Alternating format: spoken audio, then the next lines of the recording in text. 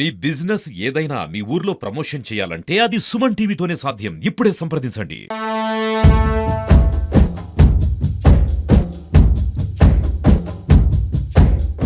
ఎవరైనా ఆర్థిక లావాదేవీల్లో మోసం చేశారా? ఎవరైనా అప్పు తీసుకొని బాకీ చెల్లించలేదా? అయితే మీరు వెంటనే పొద్దుటూరు వన్ టౌన్ పోలీసులను సంప్రదించండి. వాటా మాట్లాడుకుంటారు, క్షణాల్లో మీ డబ్బులు మీకు ఇప్పించేస్తారు. అదేంటి డబ్బులు బాకీ ఉంటే అది సివిల్ మ్యాటర్ కదా, పోలీస్ స్టేషన్లో ఎలా పరిష్కారం అవుతుంది అని మీరు ఏమాత్రం సందేహించొద్దు. ఎందుకంటే ఇక్కడ సివిల్ మ్యాటర్సు యుద్ధ ప్రాతిపదికన క్లియర్ చేయబడును అని ఒక బోర్డు పెట్టుకొని ఉంటారు. ఎస్, 10 కోట్ల రూపాయల సెటిల్మెంట్ను 1.5 డేలో క్లియర్ చేసి డబ్బు రూపంలో కాకపోయినా తన ఆస్తులన్నీ కూడా ఒరిజినల్ డాక్యుమెంట్ పేపర్లు ఇప్పించి పంపించినటువంటి దాఖలాలు పొద్దుటూరు పోలీసులకే సొంతం. 2 రోజుల నుంచి వైరల్ అవుతున్నటువంటి ఒక న్యూస్ గురించే చెప్పబోతున్నా. ఇప్పుడు పొద్దుటూరు పోలీసులు సివిల్ మ్యాటర్స్ను సెటిల్ చేయడంలో ఎంత ఆరితేరి ఉన్నారో, ఎంత నైపుణ్యం ప్రదర్శిస్తున్నారో, ఎంత బరితెగించి వ్యవహరిస్తున్నారో తెలియజేసేదే ఈ వీడియో. ప్రొద్దుటూరులో తనకంటి శ్రీనివాసులు అనే ఒక బంగారు వ్యాపారి తన తమ్ముడు వెంకటస్వామితో కలిసి గతంలో 2021 నవంబర్లో ఒక హైదరాబాద్కు చెందినటువంటి హేమంత్ వర్మ అనే అతని దగ్గర గోల్డ్ ఆర్డర్ చేశారు. డిజైన్స్ అన్నీ పంపించారు. ఆ గోల్డ్ ఆర్డర్కి సంబంధించి వాళ్ళు కోరుకున్న డిజైన్స్లో హేమంత్ శర్మ వాటిని నగలు రెడీ చేసి మళ్ళీ వీళ్ళకు పంపించారు. అయితే వీళ్ళు దానికి చెల్లించాల్సినటువంటి డబ్బుల విషయంలో తేడా వచ్చింది, డబ్బులు చెల్లించలేదు. అయితే గతంలో ఇదే హేమంత్ వర్మ హైదరాబాద్ నుంచి ప్రొద్దుటూరు వచ్చాడు. ప్రొద్దుటూరులో వీళ్ళిద్దరు అన్నదమ్ములను తనకు రావాల్సినటువంటి డబ్బుల గురించి ప్రశ్నించారు. అయితే అప్పట్లో తనను బెదిరించి భయపెట్టి పంపించేశారు అని చెప్పి తాజాగా 2 రోజుల క్రితం, అంటే 21లో సంఘటన జరిగితే 2025 నవంబర్ 20వ తేదీన 3 టౌన్ పోలీస్ స్టేషన్లో అదే హేమంత్ వర్మ పేరుతో ఒక కంప్లైంట్ నమోదైంది. తనకంటి శ్రీనివాసులు తమ్ముడు తనకంటి వెంకటస్వామిలు తన దగ్గర బంగారం కొనుగోలు చేసి డబ్బులు ఇవ్వకుండా మోసం చేశారు అన్నది దాని సారాంశం. వెంటనే యుద్ధ ప్రాతిపదికన పోలీసులు స్పందించారు. అంటే 3 టౌన్లో కేసు నమోదైతే 1 టౌన్ సిఐ స్పందిస్తారు. ఇదే ఇక్కడ మరో ఆసక్తికరమైనటువంటి అంశం. ఇమ్మీడియట్గా అంటే ఈ శ్రీనివాసులు వెంకటస్వామి అన్నదమ్ములు ఇద్దరు విడిపోయారు, ఆస్తుల పంపకాలు జరిపాయి. ఇప్పుడు వెంకటస్వామి తాడిపత్రిలో ఉంటున్నాడు, శ్రీనివాసులు ఇక్కడే ఉంటున్నారు. శ్రీనివాసులు కంప్లైంట్ హేమంత్ శర్మ కంప్లైంట్ ఇచ్చిన వెంటనే ఆ రోజు రాత్రికే తనకంటే శ్రీనివాసులు తన భార్యతో కలిసి బైక్ పైన వెళ్తూ ఉంటే ఒక కిడ్నాప్ యాంగిల్లో పోలీసులు వచ్చారు. పోలీసులు అతన్ని బండి ఆపి బలవంతంగా అతన్ని కారులో ఎక్కించుకొని పోలీస్ జీబులో ఎక్కించుకొని తీసుకెళ్ళిపోయారు. పోలీసులు ఒకరిని తీసుకెళ్తే ఎక్కడ తీసుకెళ్తారు? మహా అంటే పోలీస్ స్టేషన్ తీసుకెళ్తారు, లేదంటే కోర్టుకు తీసుకెళ్తారు. కానీ పొద్దుటూరు పోలీసులు అలా కాదు, ఒక రహస్య ప్రదేశానికి తీసుకెళ్లారు రహస్యంగా విచారించడానికి.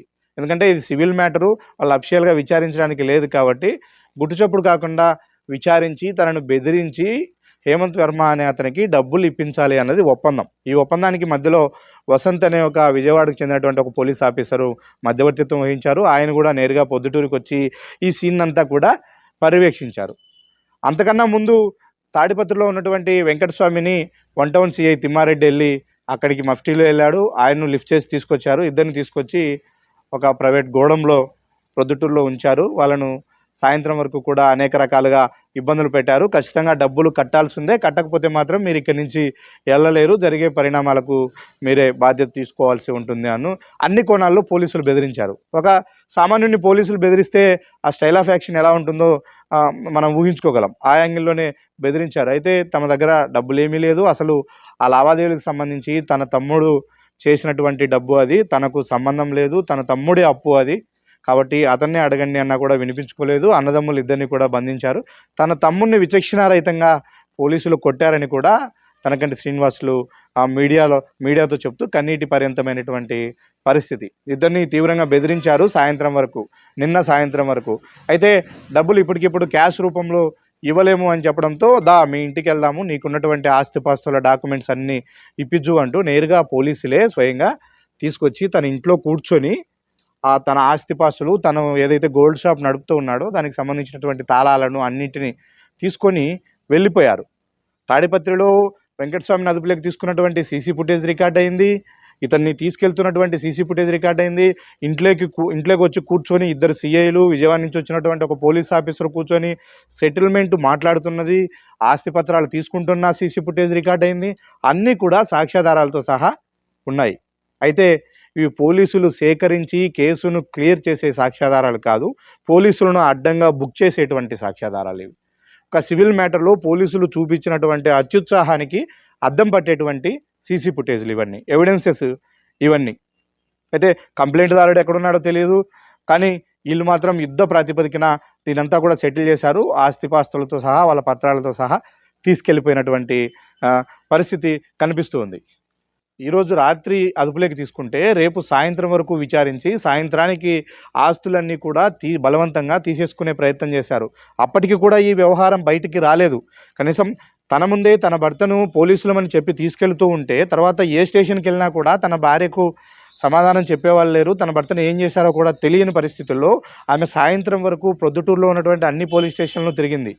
చివరికి డిఎస్పీని కూడా సంప్రదించే ప్రయత్నం చేసింది, కానీ ఎవరు టచ్లోకి రాలా. ఏ పోలీసులు కూడా సమాధానం చెప్పలేదు.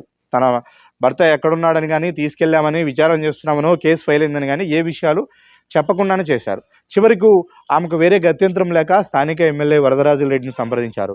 అప్పుడు ఎమ్మెల్యే రంగంలోకి దిగి ఏం జరిగింది అని కనుక్కుంటే పోలీసులు సివిల్ మ్యాటర్ను సెటిల్ చేయడం కోసం బలవంతంగా శ్రీనివాసులను ఎత్తుకెళ్లారు అనే విషయం బయటపడింది. మీ వ్యవహార తీరు ఏమాత్రం బాగలేదు, లా అండ్ ఆర్డర్ను నిర్వహించడం ఇది కాదు పద్ధతి.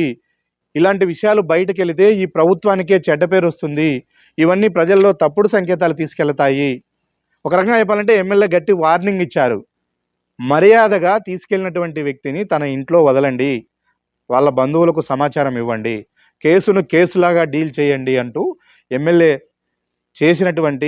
వ్యక్తపరిచినటువంటి ఆగ్రహానికి కొద్దిగా తలొగ్గినటువంటి పోలీసులు అప్పుడు ప్రైవేటు గోడంలో దాచినటువంటి శ్రీనివాసులను తీసుకొచ్చి ఆయన ఇంట్లో కూర్చోబెట్టి, అప్పుడు కూడా ఏం వదిలింది లేదు, కోర్టుకెళ్ళి తెరుచుకోండి అని చెప్పింది లేదు.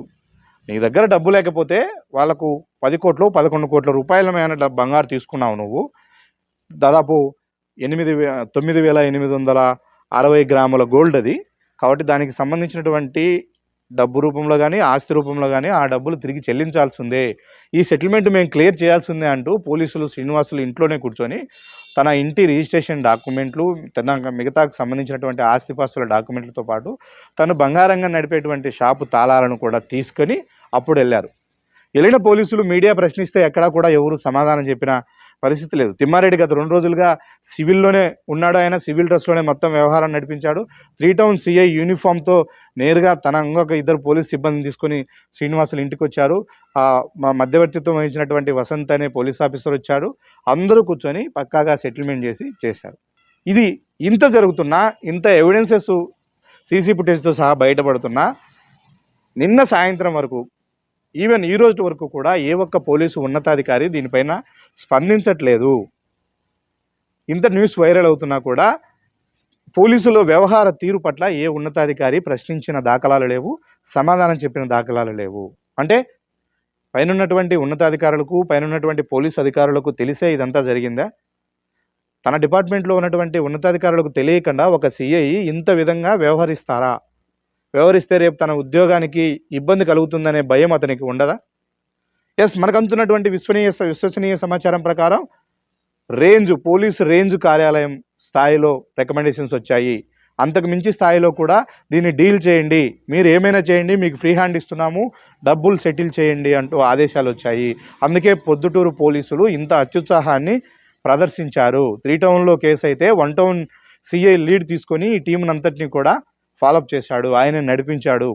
మొత్తానికి డాక్యుమెంట్లు, ఆస్తులు జప్తు చేసుకున్నారు పోలీసులు. కోర్టులు ఎక్కడన్నా జప్తు చేసుకుంటాయి, లేకంటే విచారణ కమిటీలు జప్తు చేసుకుంటాయి, కానీ పోలీసులు ఆస్తులను జప్తు చేసి అవతల పర్సన్కి ఇచ్చారో, లేక వాళ్ళే తీసుకున్నారో, లేకంటే కమిషన్ మాట్లాడుకున్నారో వ్యవహారం అయితే తెలియదు. కానీ మొత్తానికి పోలీసులు ఒక సివిల్ మ్యాటర్ను యుద్ధ ప్రాతిపదికన ప్రొద్దుటూరులో సెటిల్ చేశారు. సార్, పోలీస్ ఆఫీసర్లు మీరు ఈ విధంగా చేస్తారు అంటే లక్షలాది కేసులు ఉన్నాయి సార్. సివిల్ మ్యాటర్స్లో ఎంతోమంది కోర్టులకు వెళ్ళి ఏళ్ల తరబడి తిరిగి నానా ఇబ్బందులు పడుతూ ఉన్నారు సార్. మీరు ఒక బోర్డు పెట్టండి, ఇక్కడ సివిల్ పంచాయతీలు అన్నీ పరిష్కరించబడును అని ఒక బోర్డు పెట్టండి, వందలాది మంది మిమ్మల్ని ఆశ్రయిస్తారు. రోజు మీకు పని ఉంటుంది, రోజు ఇలాంటి కిడ్నాప్లే చేయొచ్చు. రోజు ఈ విధంగానే సెటిల్ చేయొచ్చు, ఆస్తులను జప్తు చేసి అవతల వాళ్ళకు ఇవ్వచ్చు. ఇది మీ అధికారానికి మించి ఉంటే ఆ అధికారాన్ని కూడా మీరు ప్రభుత్వం దగ్గర ఇప్పించుకోండి. ఎందుకంటే మీరు అత్యంత సమర్థవంతంగా సివిల్ మ్యాటర్స్ సెటిల్ చేయగలరు అని నిన్నటి విషయంతో అర్థమైంది. ప్రజలందరూ కూడా చాలా హోప్స్ పెట్టుకొని ఉన్నారు. ఇట్లా సివిల్ మ్యాటర్స్లో మోసపోయిన వాళ్ళందరూ పోలీసులతో పర్సంటేజ్ మాట్లాడుకుంటే మనకు డబ్బులు సెటిల్ చేసి ఇస్తారు అని. ఇంత రైట్ రాయల్గా పక్కాగా అఫిషియల్గా మీరు చేస్తున్న ఈ విధానాన్ని చూసి సామాన్య ప్రజలు భయపడాలనో, సంతోషపడాలనో, బాధపడాలనో అర్థం కాని పరిస్థితులు నెలకొని ఉన్నాయి. ఇది ప్రభుత్వానికి మాయని మచ్చ.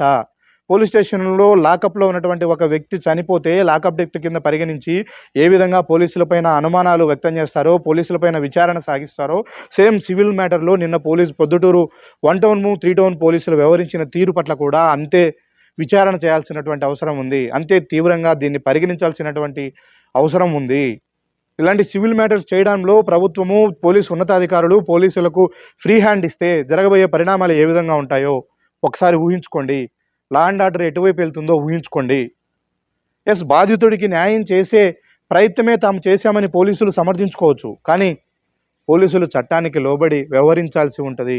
చట్ట పరిధిలో తమకు కాని అంశాలలో ఇన్వాల్వ్ అయ్యే హక్కు పోలీసులకు ఉండదు. ఇదే కేసులో ఎఫ్ఐఆర్ నమోదైంది. పోలీస్ స్టేషన్కు పిలవచ్చు, అరెస్ట్ చేయొచ్చు, కోర్టులో ప్రవేశపెట్టవచ్చు, లేదా స్టేషన్ బెయిల్కు అర్హుడైతే స్టేషన్ బెయిల్ ఇవ్వచ్చు. ఇవన్నీ నడపచ్చు, ఇవన్నీ నడిపి కూడా న్యాయం చేయొచ్చు. కానీ పోలీసులు ఇట్లా రైట్ రాయల్గా సెటిల్మెంట్ చేసి టైం బాండ్ పెట్టుకొని 1 డేనా 1.5 డేలోనో సెటిల్ చేసే విధంగా వ్యవహరిస్తే మాత్రం ఇది ప్రజల్లో తీవ్ర భయాందోళన కలిగిస్తుంది. పొద్దుటూరు అనేది ఒక వ్యాపార కేంద్రం. రోజు చేతుల మీదే లక్షల కోట్లు లావాదేవీలు జరుగుతూ ఉంటాయి. అలా జరగడం కారణంగానే అక్కడ వ్యాపారం బాగా జరుగుతూ ఉంటుంది. అయితే ఇలాంటి విషయాలు అక్కడ వ్యాపారస్తుల్లో తీవ్ర భయాందోళన కలిగిస్తూ ఉన్నాయి. తీవ్రంగా వ్యాపారాలు దెబ్బతినే అవకాశం ఉంటుందని కూడా అక్కడ వ్యాపార వర్తక సంఘాలు ఆందోళన వ్యక్తం చేస్తున్నాయి. కొద్ది రోజుల క్రితమే ఒక వడ్డీ వ్యాపారిని అత్యంత దారుణంగా నడి రోడ్డు పైన హత్య చేసినటువంటి సంఘటనతో ప్రొద్దుటూరు ఉలిక్కిపడింది. అయితే ఈరోజు పోలీసులే కిడ్నాపర్లుగా మారి ఒక వ్యక్తిని తీసుకెళ్లి చిత్రహింసలు పెట్టి డబ్బులు సెటిల్ చేసినటువంటి వ్యవహారము ఇప్పుడు కూడా కొంత ఆందోళన కలిగిస్తూ ఉంది. పోలీసులకు ఈ విధంగా ఫ్రీ హ్యాండ్ ఇస్తే తనకు నచ్చిన వాళ్ళకు ఫేవర్ చేయడం కోసం, తనకు పర్సెంటేజ్ ఇచ్చే వాళ్ళకు ఫేవర్ చేయడం కోసం ఎవరినైనా ఏ విధంగా అయినా చట్టానికి విరుద్ధంగా శిక్షిస్తే, ఇబ్బంది పెడితే ఆ పరిణామాలు ఏ విధంగా ఉంటాయో ఊహించుకోవచ్చు. ఎప్పటికైనా ఈ విధంగా వ్యవహరించినటువంటి 1 టౌన్ సిఐ పైన కఠిన చర్యలు తీసుకొని కేసుగా విచారించాలని అందరూ కూడా కోరుతూ ఉన్నారు. నిన్ను కూడా కొడతామని చెప్పేశారు సార్. అంటే నేను ఇంకా ఎందుకులే కొట్టడం గిట్టడం ఎందుకులే, నేనైతే ఈయన బాకీ లేను అని వాళ్ళు కూడా చెప్తున్నారు. నీకేం సంబంధం లేదని చెప్తున్నారు. అతను బాకీ ఉన్నాడు కాబట్టి అతనితో పాటు నిన్ను పిలుచుకొని పోతే అయినా ఇంకా లెక్క వస్తుంది, లేకపోతే లెక్క మాకు లేట్ అవుతుంది అనే రకంగా మాట్లాడుతున్నారు. అసలు నాకు ఈ కేసుకు ఎలాంటి సంబంధం లేదు. నన్ను నిన్న రాత్రి 8 గంటలప్పుడు 8:15 శివాలయం సెంటర్లో మఫ్టీలో వచ్చి పోలీసు వాళ్ళు కారు ప్రైవేట్ వెహికల్ తీసుకొని వచ్చి ఆ వెహికల్ను టీవీఆర్ పెట్రోల్ బంక్ దగ్గర పోలీస్ వెహికల్ పెట్టుకొని అక్కడనే కొరపాటు రోడ్లో నుంచి నేరుగా పిలుచుకొని పోయి అక్కడ నిమ్మకాయలో సుధాకర్ రెడ్డి ఎస్టేట్ ఉంది కదా, దాంట్లో పెట్టేసినారు. నన్ను ఒక రూమ్లో పెట్టేసినారు, అతన్ని ఒక రూమ్లో పెట్టేసినారు. అతన్ని బజ్జి కొట్టేసినారు. కుక్కను మా బ్రదర్ని కొట్టేసినారు. అతను ఇంకా దెబ్బలు తింటా అంటే ఇంకా తట్టుకోలేక నేను ఇంకా ఏం చేయాలో నాకు అర్థం కాక అతన్ని పిలిచి చెప్పిన, ఒరే బాకీలు ఉంటే ఏదో చెప్పురా, వాళ్ళకి ఏదో సెటిల్మెంట్ చేసుకోరా నాయన అని చెప్పి వాడిని బంగపోయి చెప్పిన. వాడు బంగపోయి చెప్తే గిన వాని ఆస్తులు ఇచ్చేసి కట్టేయమని చెప్పినాడు. ఆడికి గట్టిగా అడిగి చెప్తే నేను ఈ డబ్బులు వీళ్ళందరికీ నేను మ్యాక్సిమం కట్టినాను, చాలా మటుకు నేను డబ్బు బాకీ లేను, అయినా కూడా వాళ్ళు మనం ఇచ్చిన డబ్బు చెల్లు వేయకోకుండా బాకీ ఉండే డబ్బులు మాత్రమే అట్లే చూపిస్తున్నారు. ఆ హేమంత్ శర్మ ఇంకొక 12 మంది దాకా ఉన్నారు దీంతో ఇన్వాల్వ్మెంటు. ఆ 12 మందిని పిలిపియండి సార్ అని నేను చెప్పినాను. ఆ 12 మందిని పిలిపిస్తే కానీ ఇది ఏందో ఒక అర్థం కాదు మాకు కూడా. ఆ వెంకటస్వామి అబద్ధం చెప్తున్నాడా, వీళ్ళు నిజంగానే బంగారు ఇచ్చినారా ఇయ్యలేదా తెలియాలంటే ఆ 12 మంది వస్తే కానీ తెలియదు. అని ఎఫ్ఐఆర్ వచ్చింది. ఎఫ్ఐఆర్కు 41 నోటీస్ నాకు ఇప్పుడే ఇచ్చినారు వాళ్ళు. దాని ప్రకారము మ్యాక్సిమము వాళ్ళు వాళ్ళ వేలో మాట్లాడుతున్నారు. ఇతను ఏమంటున్నాడు, తను వెంకటస్వామి నేను మ్యాక్సిమం డబ్బులు కట్టినాను అంటాడు. ఎక్కువ డబ్బులు కట్టినావా అంటే అది మతికి లేదు, నేను ఇంటి దగ్గర దానికి సంబంధించిన పేపర్లు ఉన్నాయి తీసుకొని వస్తా అని చెప్పి అతను వ్యక్తిగతంగా చేసుకునేటివే ఇవన్నీ. నేను తప్పును ఒప్పుకోను, తప్పును సమర్థించను. మీరు ఎవరినైనా అడగండి నా గురించి. సీను తప్పుడు మనిషి, తప్పుడు ఆలోచన ఉండేవాడని ఎవరైనా చెప్తే మీరు అడగండి.